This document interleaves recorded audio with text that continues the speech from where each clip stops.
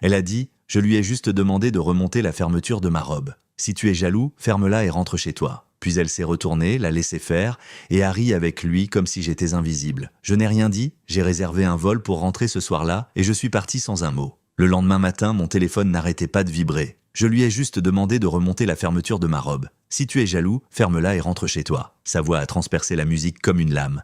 Claire, confiante, cruelle. Les rires autour de nous se sont tus. Elle m'a tourné le dos, le laissant remonter lentement la fermeture éclair, souriant comme si je n'étais même pas là. Pas de cris, pas de scandale, je ne l'ai pas supplié d'arrêter de m'humilier. J'ai juste hoché la tête, fini mon verre, et je suis sorti comme un homme qui quitte son propre enterrement. Parce que c'était exactement ça. Elle pensait que j'allais bouder, peut-être lui envoyer un message plus tard, peut-être me battre pour elle encore une fois. Mais je ne l'ai pas fait. Je suis rentré chez moi, j'ai ouvert mon ordinateur portable et j'ai affiché un dossier que j'évitais depuis des jours. Des captures d'écran, des messages, des reçus, des preuves qu'elle pensait que je ne verrais jamais. Le temps qu'elle comprenne ce que j'avais fait, il était trop tard. Et le lendemain matin, mon téléphone n'arrêtait pas de vibrer. Mira était du feu enveloppée dans de la soie. Confiante, magnétique, le genre de femme capable d'entrer dans une pièce et de faire oublier à tout le monde pourquoi ils étaient là. On s'était rencontrés il y a 2 ans lors d'un lancement de relations publiques. Elle dirigeait l'événement. Je m'occupais de la couverture numérique. Je ne sais comment, on s'est retrouvés à parler de films, de voyages et de l'hypocrisie des gens dans nos milieux bien après que tout le monde soit parti. Ce soir-là, elle m'a volé mes frites, a ri aux larmes et m'a dit « Tu me donnes l'impression que le monde n'est pas faux », l'espace d'1 minute. Cette phrase m'a marqué. Parce que Mira vivait dans un monde bâti sur l'image, les sourires impeccables, les photos filtrées et les gens qui n'applaudissent que lorsque les caméras tournent. Je pensais pouvoir être son refuge, le seul endroit où elle n'avait pas besoin de jouer un rôle. Et pendant un temps, je l'ai été. Elle m'envoyait des messages en pleine réunion juste pour me dire que je lui manquais. Elle débarquait avec des cafés. Elle m'appelait son porte-bonheur, elle s'endormait sur mon torse en chuchotant « Tu es ma paix ». Mais la paix ne dure jamais longtemps avec les gens qui se nourrissent d'attention. Petit à petit, elle a changé. Des nuits à n'en plus finir, des écrans verrouillés, des appels clients interminables. Si je posais des questions, elle soupirait « Bébé, je bosse dans les RP ». Les gens ont besoin de moi. Les clients n'attendent pas. Sa garde-robe a changé, elle aussi. Plus tape à l'œil, plus audacieuse, comme si elle s'habillait pour le regard de quelqu'un d'autre. Et c'était peut-être le cas. Pourtant, je refusais d'y croire. Jusqu'à ce fameux vendredi. Elle avait un dîner événementiel, m'a dit qu'elle rentrerait peut-être tard, juste avec l'équipe. J'étais sur le canapé en train de finir de travailler quand son téléphone a vibré, sur le comptoir. Un seul message. Ethan, le collègue qu'elle m'avait présenté comme un simple ami. Le message disait « Dans le hall, dans 10 minutes, même robe que la dernière fois ». J'ai eu l'estomac noué. Avant même que je puisse réaliser, la porte de la salle de bain s'est ouverte, elle en était sortie, les cheveux humides, l'odeur de son parfum très forte, portant cette robe rouge que je lui avais offerte pour notre anniversaire. Elle s'est regardée dans le miroir, s'est sourie, puis a remarqué le téléphone dans ma main. Pendant une demi-seconde, son visage s'est figé, puis elle s'est glissée sans effort dans son personnage. « Oh, j'ai dû le laisser là », a-t-elle dit en le récupérant. « Ne m'attends pas, d'accord, ça risque de s'éterniser. » Elle m'a embrassé sur la joue et est partie. Quelque chose en moi m'a dit de la suivre, pas par jalousie mais par instinct, alors je l'ai fait. Elle a pris un VTC au lieu de sa voiture. Je suis resté à quelques voitures derrière, phares éteints, la suivant jusqu'au centre-ville. 10 minutes plus tard, elle entrait dans le Skyline Hotel, un endroit que son entreprise utilisait pour les rendez-vous clients, je le savais. Je me suis garé à proximité et j'ai attendu. 5 minutes ont passé, puis je suis entré. À travers la paroi en verre du salon de la mezzanine, j'ai vu Mira assise avec Ethan. Il avait enlevé sa veste, sa main était posée sur le genou de Mira. Elle a ri, de ce même rire qui m'avait autrefois fait me sentir comme l'homme le plus chanceux du monde. Maintenant, ce rire sonnait faux, répété. Il s'est penché vers elle. Elle ne s'est pas écartée. Puis elle l'a embrassé. Ce n'était pas une erreur, c'était de la familiarité. Je ne suis pas allé les confronter, je n'ai pas crié, je n'ai même pas respiré trop fort. J'ai juste regardé pendant quelques secondes, assez pour savoir. Puis je suis parti. Les lumières de la ville étaient floues pendant que je rentrais. Les mains fermes, une rage silencieuse. Ce soir-là, j'ai commencé à sauvegarder des preuves. Pas par vengeance, juste pour la réalité. Parce que quand les gens comme Mira se font prendre, ils n'avouent pas. Ils jouent la comédie. 3 jours ont passé. Elle a agi comme si de rien n'était. Elle rentrait en fredonnant, posait son sac sur le comptoir, m'embrassait sur la joue, me demandait comment s'était passée ma journée. Sa performance était impeccable, comme si notre vie était une scène qu'elle refusait de quitter. J'ai joué le jeu parce que j'avais besoin de voir jusqu'où irait la pièce, et elle s'est terminée ce samedi soir-là. La fête se déroulait chez des amis communs. un mélange de ses collègues des RP et de mes vieux amis de la fac. Un terrain neutre, ou du moins, c'est ce que ça semblait être. Quand nous sommes arrivés, Mira était rayonnante, robe argentée, cheveux parfaitement bouclés, une assurance à tromper n'importe qui. Impossible de deviner que quelques jours plus tôt, elle se trouvait dans une chambre d'hôtel avec un autre homme. Elle a glissé sa main dans la mienne pour les apparences et m'a chuchoté « Essayons de nous amuser ce soir, d'accord ?» Comme si rien ne s'était brisé entre nous. Je lui ai souri en retour car c'était ce qu'elle voulait.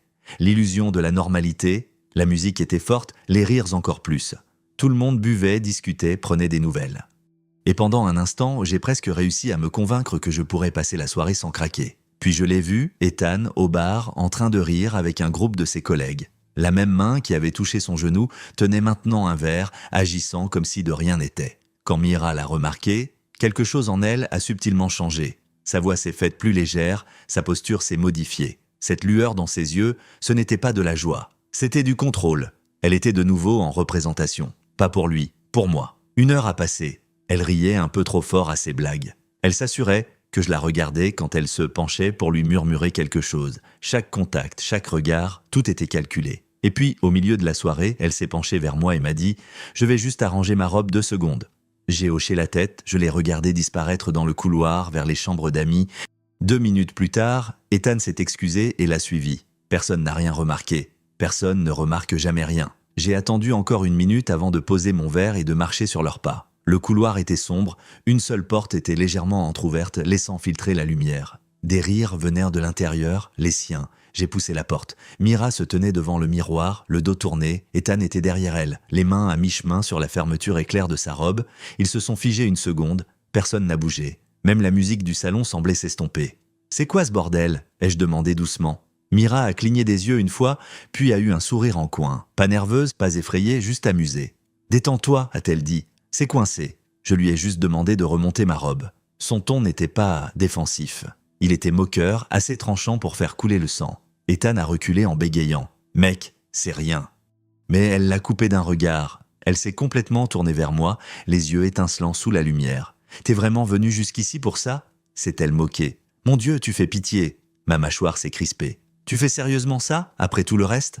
Son expression a vacillé pendant 1 demi-seconde. De la culpabilité. Puis elle a éclaté de rire. « Faire quoi ? Demander de l'aide ? Seigneur, tu es jaloux de tout le monde. C'est peut-être pour ça que tu es si pathétique. » Ce n'étaient pas les mots qui faisaient de mal. C'était le calme qui se cachait derrière. La façon dont elle remuait le couteau dans la plaie sans hausser la voix, elle voulait gagner. Elle voulait le contrôle. Et m'humilier devant les autres était son coup de grâce. J'ai entendu des voix étouffées dehors. Des gens près de la porte qui nous entendaient à nos peut-être. Et là, elle l'a dit assez fort pour qu'ils saisissent chaque mot. Je lui ai juste demandé de remonter la fermeture de ma robe. Si tu es jaloux, ferme-la et rentre chez toi. Le couloir est devenu silencieux. Quelqu'un dehors a gloussé maladroitement.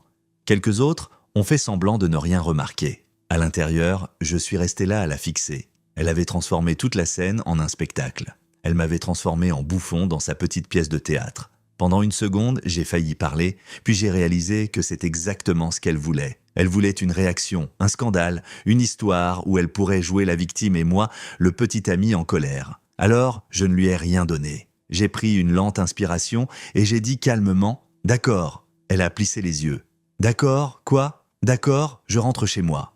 Elle a levé les yeux au ciel, marmonnant un « enfin ». Je me suis écarté, j'ai ouvert la porte en grand. Ethan s'est faufilé le premier, faisant semblant de vérifier son téléphone. Mira m'a frôlé en murmurant « Grandis un peu, tu veux ?» Puis elle est retournée dans la foule, son rire flottant derrière elle comme un parfum. Je suis resté là un moment, ni en colère, ni brisé, juste vidé. Parce qu'à cet instant précis, j'ai compris une chose simple. On ne se bat pas contre les gens qui ont soif de chaos. On les y abandonne. Alors, j'ai quitté cette fête sans un mot de plus. Personne ne m'a arrêté. Ils ont probablement pensé que je boudais, le petit ami jaloux qu'elle avait remis à sa place. S'ils savaient, car au moment où elle se versait un autre verre et recommençait à rire, j'étais déjà sur la route du retour, j'ai conduit en silence. Pas de musique, pas de pensée, juste ces mots qui tournaient en boucle dans ma tête. « Si tu es jaloux, ferme-la et rentre chez toi. » Elle l'avait dit avec ce demi-sourire suffisant, comme si elle avait gagné, comme si elle avait fait de moi l'idiot de son histoire.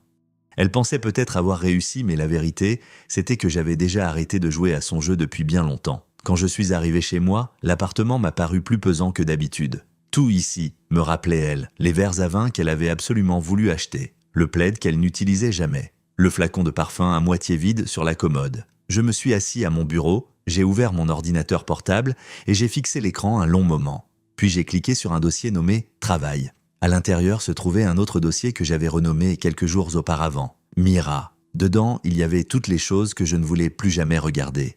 Des captures d'écran, des fils de discussion, des reçus Uber, des factures d'hôtel, la preuve de chaque réunion client nocturne et événement d'équipe qui n'en était pas. Chacun d'eux prouvait à quel point elle m'avait sous-estimé. Je ne cherchais pas à me venger quand je les avais sauvegardés. À l'époque, j'avais juste besoin de quelque chose de concret, un moyen d'arrêter d'avoir l'impression de devenir fou. Mais après cette fête, après la façon dont elle m'avait regardé droit dans les yeux et m'avait humilié, les preuves ne suffisaient plus. Il fallait qu'elle rende des comptes. J'ai donc commencé à compiler chaque capture d'écran, chaque horodatage, chaque reçu qui contredisait ses alibis. Je les ai classés chronologiquement, propres, organisés, impossibles à nier. Pas de légende, pas de notes, pas de paragraphes larmoyants, juste ses propres mots et les faits qui les enterraient. J'ai nommé le fichier Mira-bas personnel. Puis j'ai ouvert un email vierge adressé à hr@comp.com. Objet pour examen interne, utilisation abusive du temps et des ressources de l'entreprise. Le corps du message était simple. Pour votre information, ce fichier contient les preuves qu'un de vos représentants utilise les comptes et événements de l'entreprise à des fins personnelles. Merci de l'examiner en privé. Avant d'appuyer sur envoyer, j'ai hésité. Non par culpabilité, mais par habitude. 2 ans à protéger sa réputation m'avaient appris à hésiter. Même à ce moment-là, une partie de moi voulait le supprimer, faire comme si je ne savais pas qui elle était vraiment. Puis je me suis rappelé son sourire en coin à la fête, ses rires, ses mots « Si tu es jaloux, ferme-la et rentre chez toi ». Alors j'ai cliqué sur envoyer, un seul clic. C'est tout ce qu'il a fallu pour briser le masque qu'elle s'était si parfaitement construit. À 7h46, mon téléphone a commencé à vibrer. Un appel, puis un autre, puis 12. Tous venaient d'elle, j'ai ignoré les premiers, puis les messages sont arrivés par vagues. « Qu'est-ce que tu as fait ? Ils m'ont suspendu, tu ruines ma carrière. Tu n'as pas idée de ce que ça va me faire. » Je n'ai pas répondu, car la vérité, c'était que je n'avais rien ruiné. C'était elle. À midi, ses réseaux sociaux avaient disparu. Le soir, nos amis communs chuchotaient, et le lendemain matin, son entreprise publiait un communiqué indiquant qu'il réglait des problèmes internes de professionnalisme. L'empire qu'elle avait bâti sur son charme s'est effondré en 24 heures et tout ce que j'ai eu à faire, c'est de dire la vérité. Le lendemain soir, elle a débarqué chez moi. Les yeux gonflés, les cheveux en bataille, agrippée à son téléphone comme s'il pouvait la sauver. Quand j'ai ouvert la porte, elle n'a même pas essayé de sourire. « Tu crois que ça fait de toi le gentil de l'histoire ?» a-t-elle lancé d'une voix tremblante. « Tu m'as détruite. » Je l'ai regardée, calme, détachée. « Non, ai-je dit. Tu t'es détruite toute seule. J'ai juste arrêté de te couvrir. » Elle a cligné des yeux, abasourdie. Puis son expression s'est brisée, la panique se transformant en fureur. « J'ai fait une erreur ?» J'ai incliné la tête. « Non, tu as fait un choix. Encore et encore. » Elle a réessayé, plus doucement cette fois. « Est-ce que ça en valait la peine ?» J'ai réfléchi une seconde. « Ce n'était pas une vengeance, » ai-je répondu. C'était pour rééquilibrer les choses. Pendant un instant, elle a eu l'air de vouloir pleurer. Et ça aurait peut-être marché avant, mais plus maintenant. Tout ce que je voyais désormais, c'était la menteuse qui m'avait dit de la fermer et de rentrer chez moi. Elle a regardé autour de l'appartement une dernière fois. Les photos avaient disparu, les tiroirs étaient vides. Il ne restait plus rien d'elle ici. Finalement, elle a murmuré « J'espère que tu es heureux ». J'ai failli sourire. « Non », ai-je dit doucement. « Juste libre ». Puis elle s'est retournée et elle est partie. C'était différent cette fois. Ce n'était pas lourd, c'était juste purificateur. Parce que parfois, la justice ne rugit pas. Elle n'a besoin ni de feux d'artifice ni d'applaudissements. Parfois, elle murmure simplement « Tu peux partir, maintenant ». Pendant des jours, le silence m'a paru étrange, comme si j'attendais un fantôme qui ne viendrait jamais. Des messages de gens faisant semblant de s'inquiéter n'arrêtaient pas de faire vibrer mon téléphone. Je n'y ai pas répondu. Je ne devais d'explication à personne. La vérité était simple. Mira avait passé 2 ans à se bâtir une image et j'avais passé 2 ans à la protéger. Maintenant, les deux avaient disparu. Je ne la détestais pas. Plus maintenant. La haine signifie qu'on en a encore quelque chose à faire et je m'en fichais éperdument. Ce que je ressentais, c'était de la distance. Comme si elle appartenait à une vie que j'avais déjà laissée derrière moi. J'ai gardé l'appartement, jeté les petits objets, les flacons de parfum, les tasses d'un café qu'elle ne lavait jamais, les photos qui n'avaient l'air heureuses que parce qu'on forçait trop. Pas par colère, juste pour faire le grand nettoyage. Voir sa carrière s'effondrer ne m'a fait aucun bien, c'était juste inévitable. Le monde est vite passé à autre chose. Son entreprise l'a remplacé en une semaine. Ethan a été muté dans une autre succursale. Nos amis communs ont arrêté de prononcer son nom quand ils ont compris que je ne bronchais plus. Et moi, j'ai recommencé à dormir, à manger correctement, à exister sans marcher sur des œufs autour de quelqu'un qui confondait cruauté et honnêteté. Je n'avais pas réalisé à quel point il était épuisant d'aimer quelqu'un qui n'aime que l'attention. Jusqu'à ce que le silence me paraisse enfin paisible. Quelques semaines plus tard, j'ai reçu un message d'un numéro inconnu. Il était court. Je suis désolé, vraiment. Pas de nom, mais je n'en avais pas besoin. Je l'ai fixé pendant une minute, puis je l'ai supprimé sans répondre. Certaines excuses ne sont pas faites pour obtenir le pardon. Ce sont juste des gens qui essaient de soulager leur propre culpabilité. La paix vient quand on n'a plus besoin de leurs excuses. Parfois, je repense à cette nuit-là, à la fête, au rire, à l'instant où elle l'a dit assez fort pour que tout le monde l'entende. Si tu es jaloux, ferme-la et rentre chez toi. À l'époque, c'était une humiliation. Aujourd'hui, c'est ce qui m'a permis de tourner la page. Parce que cette phrase a mis fin à tout ce que je n'avais pas le courage de terminer moi-même. Je suis vraiment rentré chez moi, et une fois parti, je ne me suis jamais retourné. Les gens disent que pour tourner la page, il faut pardonner. Je ne crois pas que ce soit vrai. Pour moi, tourner la page est passé par l'honnêteté.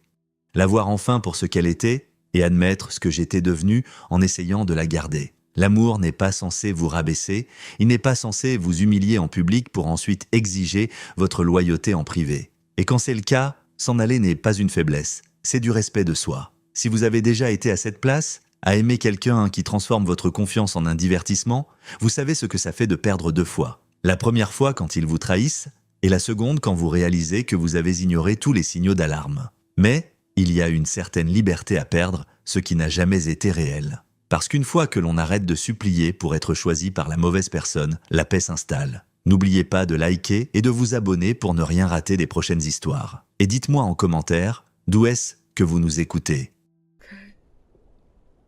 But I'm about to be.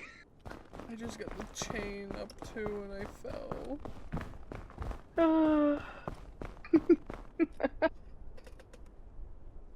Goodbye, cruel world. Yeah, I'm shit of dead. I'm gone.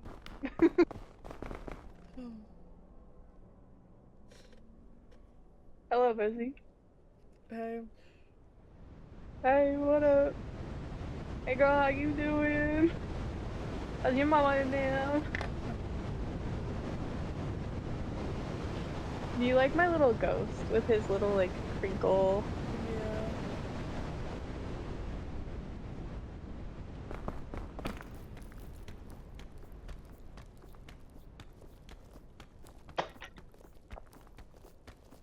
Hold on. I think Leo is up. Okay, put yourself in a place where you won't die.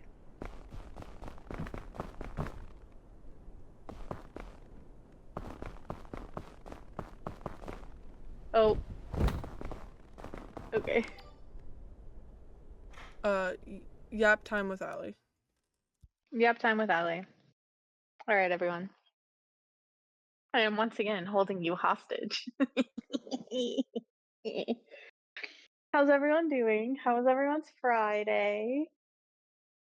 Everyone having a good Friday?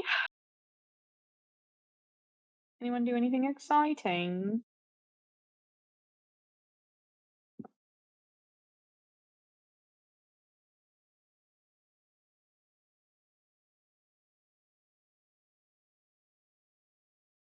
Good, good, Jelly, good.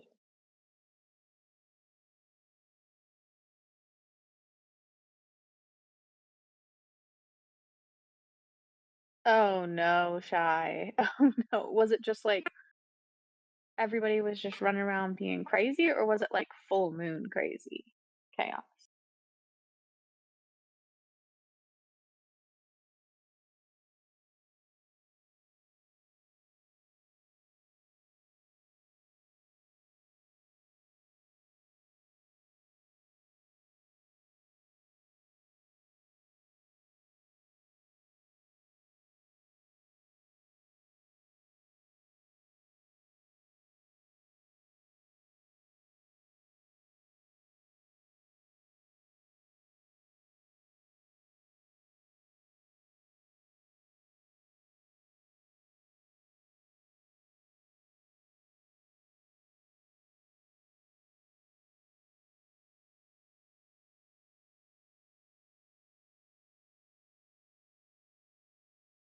Um,